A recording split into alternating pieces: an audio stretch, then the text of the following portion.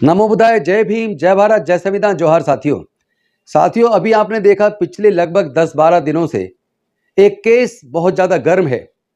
हरियाणा के अंदर किस तरह अधिकारीगण अपने ही अधिकारियों और कर्मचारियों को प्रताड़ित करते हैं और उसमें भी जाति की वजह से प्रताड़ना होती है। एक additional director general of police Y Puran Kumar, जिनकी पत्नी भी आईएएस ऑफिसर हैं, उनको लगातार उच्च अधिकारियों के द्वारा प्रताड़ित किया गया। यहां तक कि थाने में मंदिर में जाने मात्र पर भी उनको सो नोटिस दिया गया। लगातार प्रताड़ना बढ़ती रही। प्रताड़ना के खिलाफ न्याय के लिए वो लगातार उच्च अधिकारियों को लिखते रहे, लेकिन उनको न्याय नहीं मिला। चूंकि वो अनुसूचित जाति के रिप्रेजेंटेशन की बात करते थे, थानों के अंदर उनको भी एसएचओ लगाया जाए इस बात की भी मांग करते थे। अक्सर दलित जो एम्प्लॉइज थे पुलिस के अंदर, हरियाणा पुलिस में, उनके हक अधिकार की मांग उठाया करते थे। इसलिए जानबूझकर जातिगत मानसिकता से ग्रसित होकर पुलिस के उच्च अधिकारी, जिनमें डीजीपी और कुछ अन्य लोगों ने मिलकर उनको प्रताड़ित करने की भावना से उनके खिलाफ करप्शन का एक झूठा मुकदमा दर्ज करवा दिया और दर्ज करवाकर लगातार उनको प्रताड़ित कर रहे थे। जब उनको लगा कि मैं दलित समाज से हूं, एक आईपीएस ऑफिसर हूं और मैं एमएनसी में था, सत्यम से 2.5 लाख रुपए की नौकरी 25 साल पहले छोड़कर आया। 25 साल पहले जब एक आईपीएस की तनख्वाह 25,000 रही होगी, उस वक्त 2.5 लाख रुपए महीने की तनख्वाह की नौकरी को छोड़कर, चूंकि वो आईएम थे अहमदाबाद से और बेसिकली इंजीनियरिंग बैकग्राउंड से थे, तो सत्यम में नौकरी करते थे। 2.5 लाख रुपए की सैलरी छोड़कर सिर्फ इसलिए कि मैं आईपीएस बन के समाज की सेवा करूं। मुझे यह भी पता चला कि वो आईएएस में सेलेक्ट हुए थे, लेकिन समाज की सेवा करने के लिए उन्होंने आईपीएस चुना। लेकिन उनको क्या पता था कि आईपीएस बनने के बाद भी उनकी प्रताड़ना होगी। और एक ऐसा समय आया जब उनको लगा कि मैं खुद अपने लिए भी न्याय नहीं दिला सकता, जबकि मेरी पत्नी भी आईएएस ऑफिसर है, मेरा साला एमएलए है, साले की वाइफ भी आईपीएस ऑफिसर है। अगर मैं खुद अपने लिए न्याय नहीं दिला सकता तो समाज को या बाकी लोगों को न्याय क्या दिलाऊंगा। अल्टीमेटली दुखी मन से उन्होंने सुसाइड कर लिया।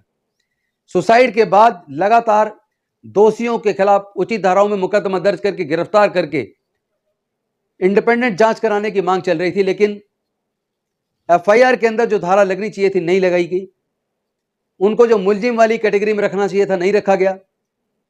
और डीजीपी के साथ एसपी, जिनके ऊपर विशेष लास्ट वाले पैराग्राफ में उनके सुसाइड नोट में जिनके खिलाफ उन्होंने आरोप लगाया, उनके खिलाफ कोई सख्त कार्रवाई करती हुई हरियाणा की सरकार नहीं दिखी। इस बीच मैं स्वयं जाकर चंडीगढ़ में पीड़ित परिवार से मिला। उसके बाद अनेकों नेतागण गए, वहां के मुख्यमंत्री भी गए, केंद्र के मंत्री भी गए, और अल्टीमेटली जब पता लगा कि आदरणीय राहुल गांधी जी पीड़ित परिवार से मिलने वाले हैं आज, तो एक दिन जिस दिन पता लगा कि कल आ रहे हैं, रात को तुरंत फरत में डीजीपी साहब को छुट्टी पे भेज दिया। लेकिन हुआ क्या, उस दिन राहुल गांधी जी जाते हैं चंडीगढ़, परिवार से मिलते हैं और उनके लिए न्याय की मांग करते हैं। मुख्यमंत्री से कहते हैं कि आप अपना प्रॉमिस पूरा करिए, और उसके घंटे भर के अंदर खबर आती है कि एक एएसआई ने सुसाइड कर लिया। एएसआई संदीप लाठर, जो हरियाणा पुलिस में असिस्टेंट सब इंस्पेक्टर हैं, जिनके पास जांच इस बात की थी कि वाई पूरन कुमार करप्शन में शामिल थे, और वो एएसआई एक वीडियो बनाता है, साथ में 4 पन्ने का सुसाइड नोट लिखता है। जो वीडियो वो बनाता है, उस वीडियो को प्लीज आप जरूर सुनिएगा। उस वीडियो में कहीं भी उसने एक भी आरोप ये नहीं लगाया कि वाई पूरन कुमार या उसकी पत्नी या उनके साले या कोई और व्यक्ति उनको किसी भी प्रकार की धमकी दे रहे हैं, प्रताड़ना कर रहे हैं।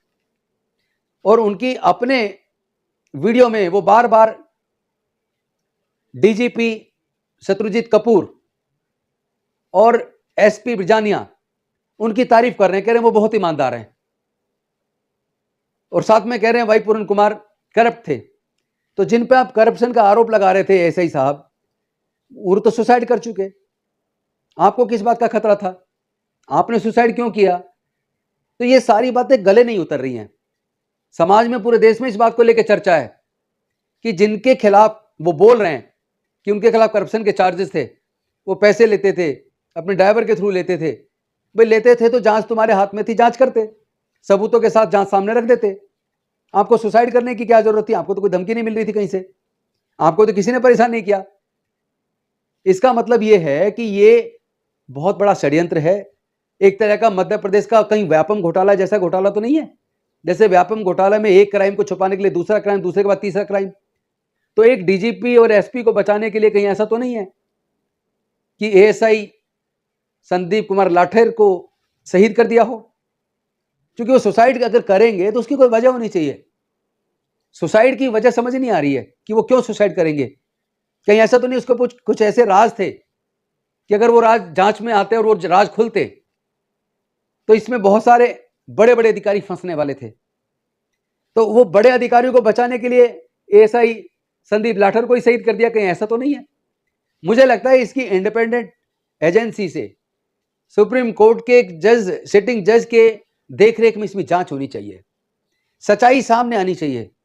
क्योंकि कहीं भी एएसआई संदीप कुमार लाठेर ने अपने बयान में एक जगह भी वाई पूरन कुमार पर, उनकी पत्नी पर, उनके घर वालों पर, किसी पे कोई आरोप नहीं लगाया कि उसको कोई धमकी दी जा रही हो या उसको परेशान किया जा रहा हो। तो फिर सुसाइड की आखिर वजह क्या है? ये सवाल मैं जनता के सामने छोड़ता हूं। वैसे मैं लगातार देख रहा हूं, लगातार वीडियोस आ रही हैं, लोग बता रहे हैं, लोग कह रहे हैं कि ये आत्महत्या नहीं हत्या लगती है, यानी संदेह के दायरे में है और सच सामने आना चाहिए। क्योंकि जिनके बारे में जांच इनके हाथ में थी वो तो पहले ही सुसाइड कर चुके हैं, उनकी तरफ से तो कोई इनको डर ही नहीं था। तो डर किससे था फिर? किस डर से सुसाइड किया इन्होंने? इसका खुलासा होना चाहिए, निष्पक्ष जांच से, एक सिटिंग सुप्रीम कोर्ट सिटिंग जज की देखरेख में जांच हो, सच्चाई सामने आए। हरियाणा ही नहीं पूरे देश के लोग चाहते हैं सच सामने आना चाहिए और न्याय पीड़ित परिवारों को मिलना चाहिए।